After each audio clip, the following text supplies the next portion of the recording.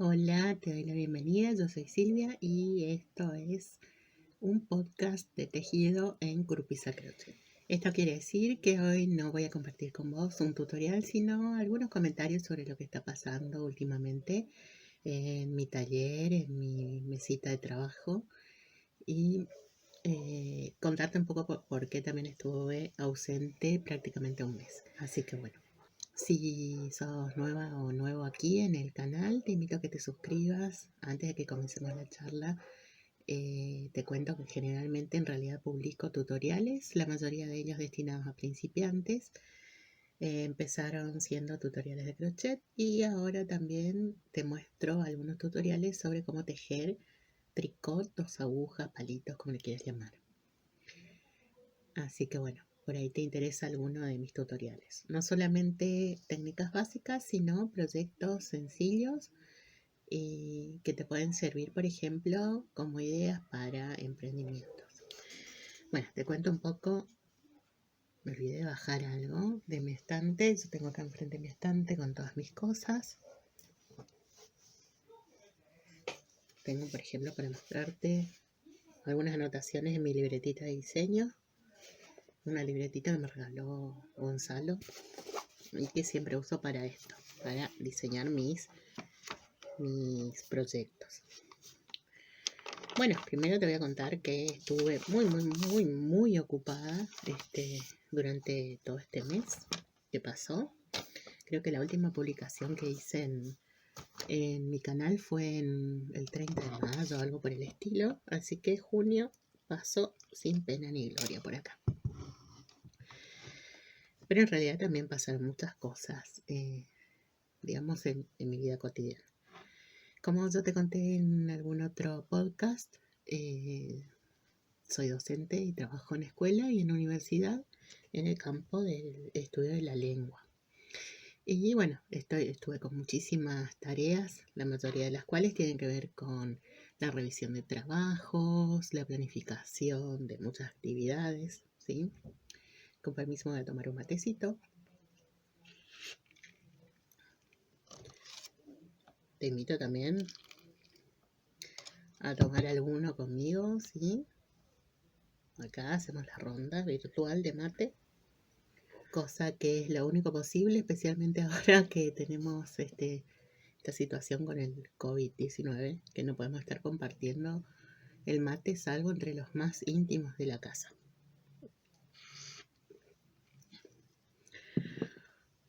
Bueno, así que por eso también estuve un poco ausente, no solamente por la cantidad de trabajo, sino porque además estuve bastante entre fiaca y no sé, calculo que es más que nada el cansancio. Entonces no tuve inspiración ni ganas tampoco de hacer nada que tenga que ver, digamos, que implique demasiada planificación, trabajo de edición, etcétera, etcétera. O sea, no me dio muchas ganas de armar algo para este canal. Así que bueno, por eso es que te dejé aquí abandonado. Pero sí estuve tejiendo bastante. Por ejemplo, para el Día del Padre tejí un gorro para mi papá Miguel. Y aparentemente fue un éxito el día que se lo regalé, que fue el Día del Padre. Se lo puso, estuvo todo el día con el gorro. Y bueno, no sé si cada vez que nos vemos se pone para que yo vea que fue bien apreciado el regalo solamente o para que yo me sienta bien por habérselo regalado. Después terminé también los guantes que te había mostrado en el podcast anterior, los guantes de mi esposo. Estuve trabajando mucho con tricot, con 2 agujas, ¿sí? Bueno, más que 2 agujas, con aguja circular.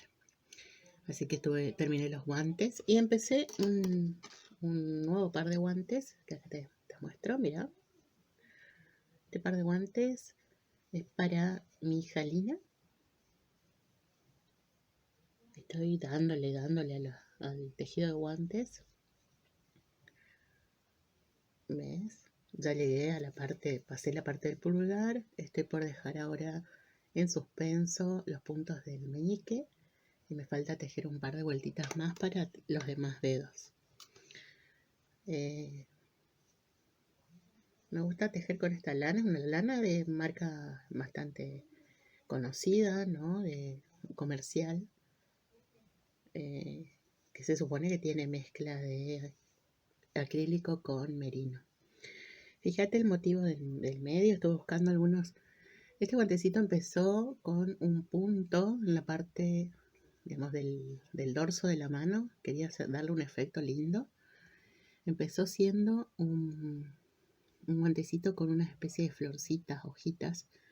Pero resulta que entre uno y el otro, en uno me salía bien el motivo y en el otro no sé dónde me perdí en el recuento de puntos. Es un punto al que hay que estar prestando atención, digamos, del gráfico. Entonces me recontra perdí. Y al final desarmé toda la parte de la palma, digamos, esta parte de la mano, no el elástico, y volví a empezar 2 veces. Así que bueno, fue. Además estoy un poco apestada, como verás, me resfrió un poquito. Estuvo haciendo mucho frío en Posadas, en todos lados en Argentina hizo mucho frío esta semana. Así que bueno, de tener que ir a trabajar, la presencialidad en la escuela con todo abierto y con el frío, parece que tomé frío y me resfrié. Qué trabalenguas, ¿no? Bueno, y entonces volví a tejer el guantecito, busqué algún punto que presentara motivos de corazones, que es algo que le gusta a mi hija también. Pero como verás, en realidad al final, o sea, se veía muy corazonado este motivo. Pero cuando lo hice realmente no me quedó para nada con forma de corazón. Entonces dije que pensé en transformarlo en una flor. Así que acá están los estambres y al final va a haber un bodoquito más acá arriba. Como una especie de flor que se abre, ¿sí? También muy abstracta. No sé si se va a notar tanto, pero por lo menos va a ser un motivo fantasía que espero que quede más o menos. Lo otro que estuve tejiendo, además de estos guantecitos, tengo un montón de proyectos que están ahí a la espera que yo me siento un ratito, mire alguna serie o algo y ahí teja. ¿Qué es lo que hago generalmente? Hice esto, que es una especie de pañoleta, para ocupar un restito de un hilado que me trajo mi esposo. Creo que había viajado a un congreso en Tandil y allá me trajo lanitas varias, de las cuales ya la mayoría estoy hablando de hace como 3, 4 años, 4 por ahí, y todavía me quedan algunas. Por ejemplo, como esta misma, ella es una especie de cordoncito o algo por el estilo. Es una lana que en vez de tener retorcidas las hebras, las tiene tejiditas con un cordón y a la vez hiladas con lurex. ¿Ves? No sé si se nota el brillito. El otro día me puse justo con un chaleco que era un color parecido. Me di cuenta que era más o menos similar, así que involuntariamente se me hizo un conjunto. Y tengo como esta lanita, una en negro que también vino con ese pack de lanitas, pero en vez de tener un lurex dorado, tiene un hilito brillosito también negro. A ver si está por acá cerca.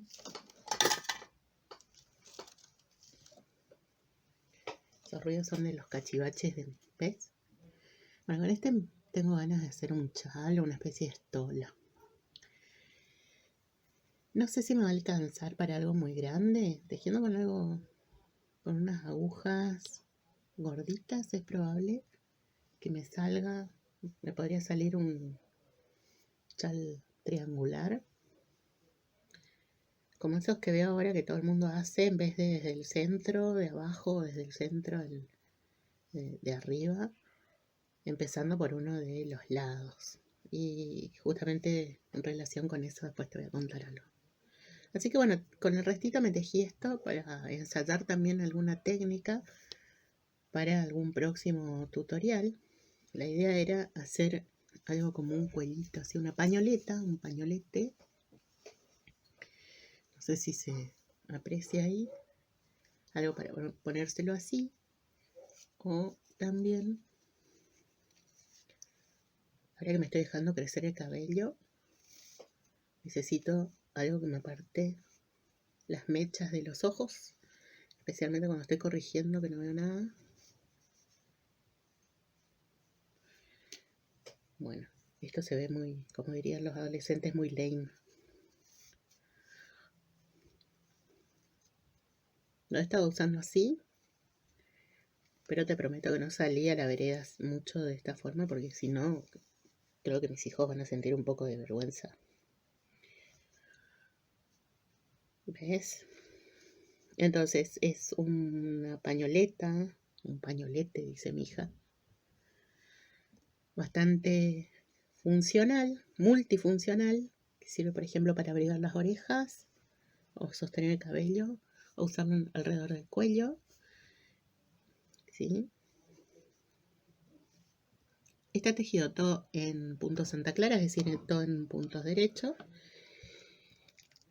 y tiene un juego con los bordecitos que estoy pensando en transformar esto en un tutorial, ¿sí? En el primer tutorial de un proyecto en 2 agujas de mi canal, porque hasta ahora si anduviste por acá habrás visto que hice tutoriales de puntos y técnicas básicas, pero no un proyecto específico.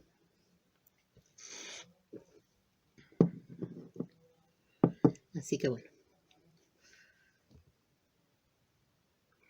según yo me quedó bastante bien, no sé qué opinas.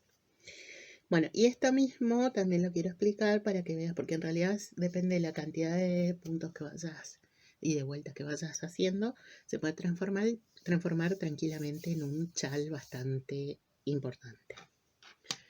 Y hablando de chales que ya mencioné varias veces, ¿sí? Por eso es que saqué mi libretita, te quería contar un poco por dónde estoy con el reto Teje 3 Palabras 2021 que organiza la gente de Merino Feroz y de Beagle Knits, ¿sí? Estoy recontra atrasada con eso, pero me puse como objetivo cumplir con ese reto, aunque sea con algo súper chiquito. Pensé en cómo iba a afrontar, digamos, el tema del reto sin complicarme excesivamente. Y todas las veces que intenté diseñar algo me compliqué excesivamente, así que aquí estoy. Y te quería mostrar en realidad por dónde ando. No sé si se va a ver un poquito por acá. Justamente la idea es que dibujé esto así al tum pensando en uno de esos chales triangulares que se van formando desde uno de los lados largos y después se va haciendo más finito. Es decir, fíjate que en este grafiquito, por ejemplo, algunos chales empiezan por este vértice, algunos chales se inician acá y se teje con aumentos en el medio, así.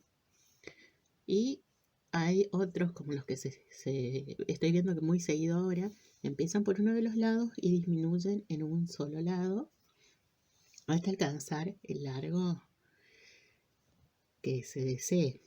Entonces, bueno, llegué a eso después de haber pensado mucho cómo iba a abordar la temática. Si no tenés idea, este reto ya empezó el año pasado, yo no participé.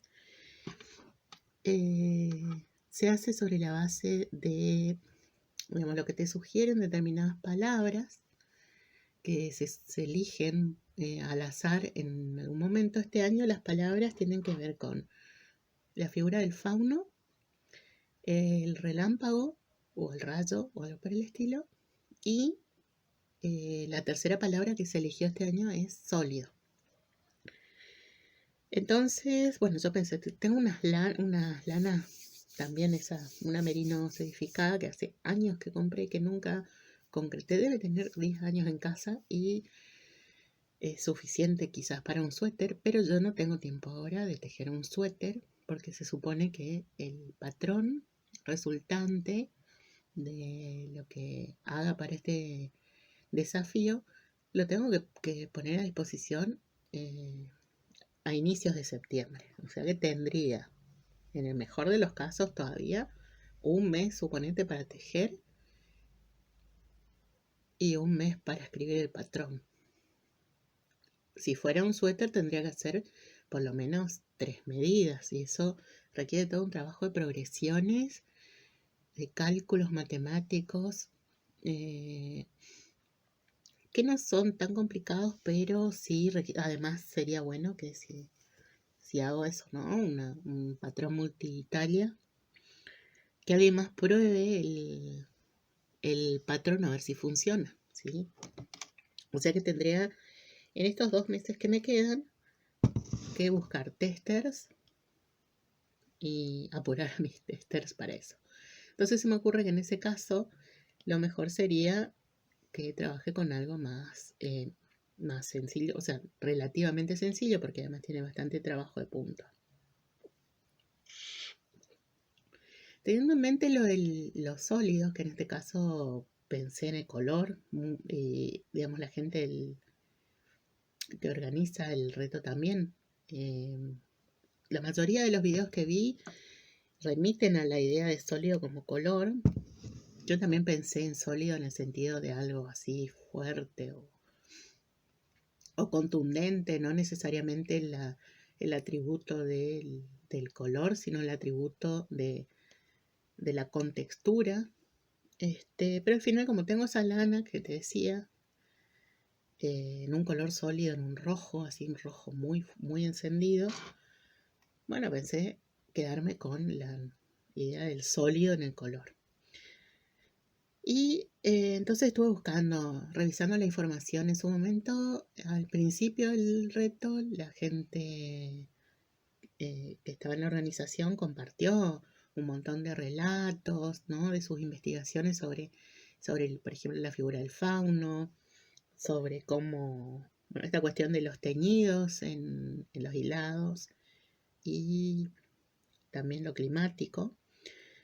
Yo un poco recogí esa información y también volví a leer, incluso desde lo más común que es la Wikipedia en adelante, y recopilando historias, por ejemplo, unos viejos libros que me quedaron. Por ejemplo, una vez me prestó un amigo, mi amigo Luis, que ahora está creo en Atenas,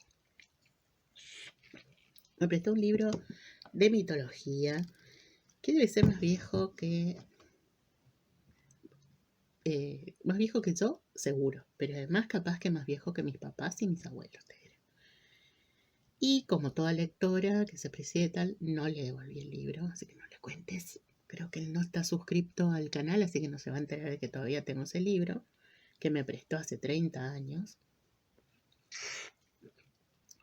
El que recurrimos tanto mi hijo, que está fascinado ahora con algunas cuestiones de la mitología griega y latina, y yo. Sí, a mí me encanta. Un tiempo leía un montón de cosas, ya no recuerdo tanto las historias, pero la mitología era algo. 2 cosas que me encantaba, más 3, que me encantaba leer cuando iba a la secundaria y después también todavía en tiempos en que estaba estudiando la carrera de letras, era leer todo sobre mitología. En la secundaria me acordaba que me encantaba leer sobre astronomía, me encantaba, y por ahí enlazaba un poco las historias, ¿no? Con esos personajes míticos que tenían que ver con los astros. Y después Cortázar. Había un librito en mi casa de Cortázar que mi papá compró. Mi papá era comprador compulsivo de primeros libros, de primeras entregas de colecciones de libros de revistería. O sea, nunca completaba una colección, salvo un diccionario enciclopédico que tenía 22 tomos, que se llamaba Lexis 22, que él se compró venía en fascículos. Se compró todos los fascículos y todos están sin encuadernar, pero dentro de sus tapas. Eso es algo que él compró cuando yo era chica y todavía está ahí en su casa. Qué loco, ¿no? Como nos manejábamos de otra manera en otras épocas con la información. Bueno, y él compraba siempre la primera entrega, que siempre salía más barata, qué sé yo, bueno. Entonces, esto era un libro de relatos de Cortázar que vino en una colección que era la Biblioteca de Borges. Vinieron ese y los Evangelios Apócrifos. Bueno, el de Cortázar me releí todo el tiempo. Ahora, volviendo atrás, ¿sí? Rebobinando, digamos, para que se note. Digo rebobinando para que se note que pertenezco a una generación bastante para atrás. Volviendo al tema del desafío, que es lo que estuve haciendo entonces. Estuve leyendo de nuevo sobre las historias sobre el fauno, más o menos también lo etimológico de la palabra y cuestiones similares. Yo te había hablado un poco de que lo veía parecido al curupí, que es un personaje mítico de la región, que tiene, digamos, varias características similares porque es tomado como un ser protector de la naturaleza y de los bosques.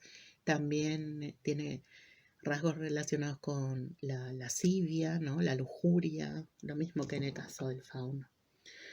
Bueno, entonces ahí al leer las historias decidí anotar como palabritas que me parecían clave. Ahí me pintó un poco lo de la profe que enseña a sintetizar. Anoté palabritas que me parecieron clave para lo que tiene que ver con la historia del fauno, ¿sí? Y bueno, se me ocurrió que entonces mi tejido puede ser un tejido con una historia. Y no te voy a spoilear tanto, digamos, pero te comento. La idea es que entonces, bueno, el fauno tiene un atributo físico claro, que son las patas las patas, las ancas similares a las de una cabra y los cuernos, ¿sí? Que algunos dicen que se parecen a los de un ciervo y otros dicen que son como los cuernos de la cabra. Entonces yo pensé, bueno, eso por un lado, ¿no? Y después, bueno, que está esta cuestión de que es el protector de los bosques, es también protector de los cultivos, o sea, tiene que ver en general con la vida vegetal, ¿no? Tanto en la naturaleza como en la forma de los cultivos ya artificialmente dispuestos, ¿no? O sea, por ejemplo, lo que tiene que ver con lo agrícola. Bueno, esas cosas me fueron apareciendo. En algún momento aparece la referencia a que en algún momento él y su padre fueron combinados por otro personaje que no recuerdo en este momento porque me anoté, pero no tengo la libretita ahora a mano.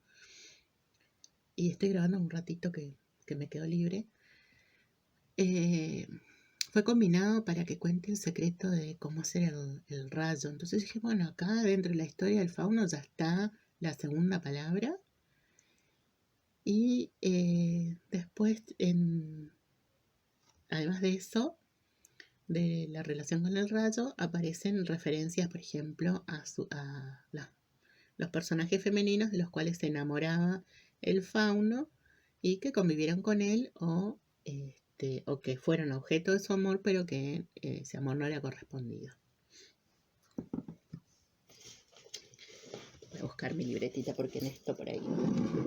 Y bueno, ahí en eso me apareció, por ejemplo, la referencia a una de sus amadas,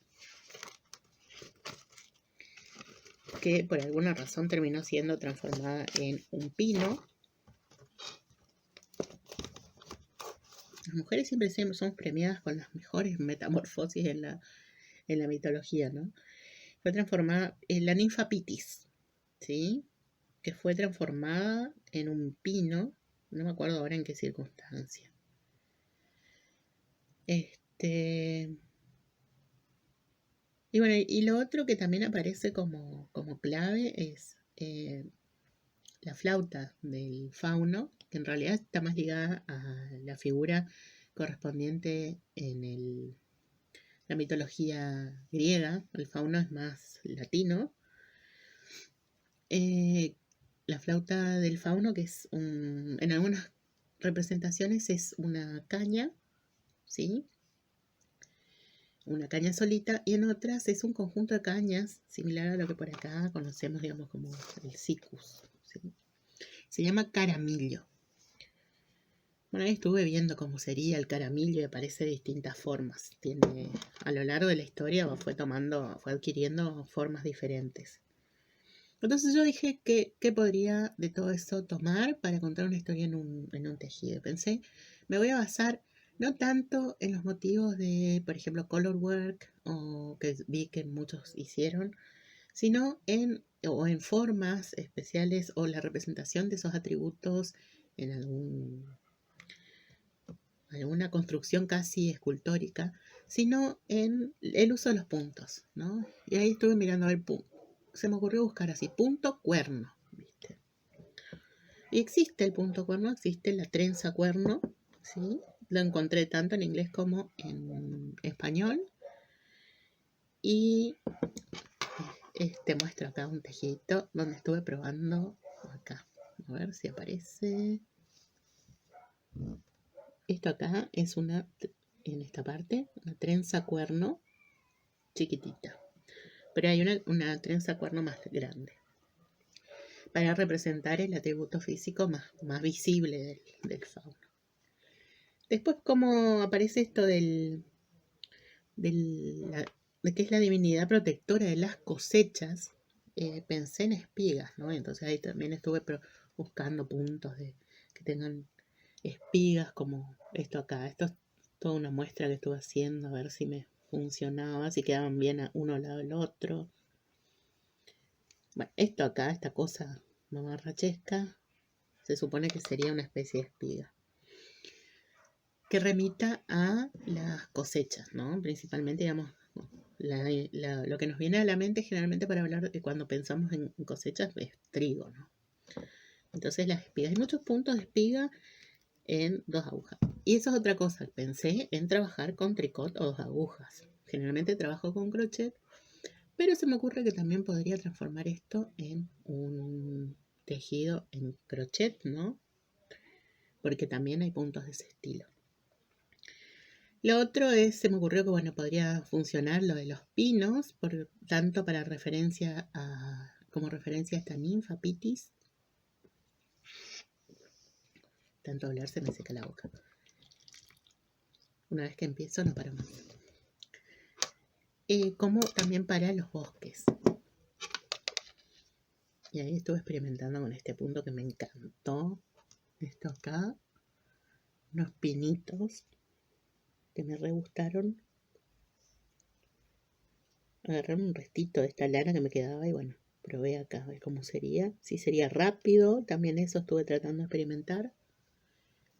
Como para que me dé el tiempo de concretar. Pero después también me estuve planteando que no me gustaría que quede todo un chal que tenga un derecho y un revés que no se pueda ver, que sea desprolijo. Así que estuve tratando de transformar los pinitos en un tejido reversible con punto Santa Clara, ¿sí? En esta parte. Y también estuve probando a ver cómo se vería la trenza. Acá no seguí, sería así el que trabajé como derecho. Una trenza reversible. Porque lo que tiene la trenza cuerno es que en realidad son 2 ochos o trenzas que se van abriendo hacia los costados, ¿sí? Se van superponiendo. Entonces, bueno, acá lo que estuve viendo es cómo quedaba una trenza reversible. Todavía no resolví del todo el diseño, pero un poco más o menos me quedó como te mostraba en el grafiquito. Pensaba poner una trenza cuerno en uno de los bordes y voy a ver si hago unas espigas acá. Esto más que espigas parece unas hojas, así que voy a ver si cambio este motivo. Acá algún punto intermedio que puede ser algún arroz o simplemente... Si hago reversible, esto va a quedar, pero esto no sé cómo quedaría. ¿sí? Porque no lo probé. Y acá un enorme bosque de pinos que va a referir al espacio donde vive el fauno. Y esto es un intento muy pedorro, digamos, de hacer un borde, de pensar un borde que emule el zigzag que se supone que tiene, que hace esa forma de línea quebrada que hace el rayo, por lo menos en las representaciones icónicas, ¿sí? Así que bueno, por ahí andaría. Tengo que definir porque si no, no voy a llegar con el desafío. Y creo que este fin de semana voy a empezar a tejer. Estoy viendo lo que está llevando el video y me doy cuenta de que realmente una vez que empiezo a hablar me pierdo noción del tiempo porque pensé que iba a ser un videito de 10 minutos y ya estamos por media hora. Bueno, lo otro que tengo también que ver, especialmente ahora que viene el receso, tengo una colega de la escuela que me pidió que haga un proyectito conjunto con ella y como a mí me cuesta decir no en muchos casos, y por eso es que también estoy tan así apabullada porque termino diciendo sí a todo. Bueno, no a todo, pero por lo menos lo que me interesa. Tengo que ver también. Este fin de semana es un fin de semana de definición, así que tendré que ver eso. Bueno, eso es lo que tengo para contarte hoy. No recuerdo algún otro tejido que haya hecho ahora. Por ahora entonces me despido y estas fueron las últimas novedades que tenía para contarte, así que en breve espero tener novedades de algún avance con respecto al reto Teje 3 palabras y con algún nuevo tutorial que seguramente ya vendrá prontito porque termino este video y voy a empezar a grabar algunos, ¿sí? Así no me extrañas tanto si es que ya venís por acá seguido. Bueno, que tengas una linda semana. Para nosotros ya se aproximan las vacaciones de invierno, así que viene un poco de respiro entre tanto trabajo y para mí, digamos, virtualidad, presencialidad es todo un despelote. Y entonces te invito a que te suscribas si es que no lo hiciste y que nos veamos pronto, ¿sí? Chau, chau.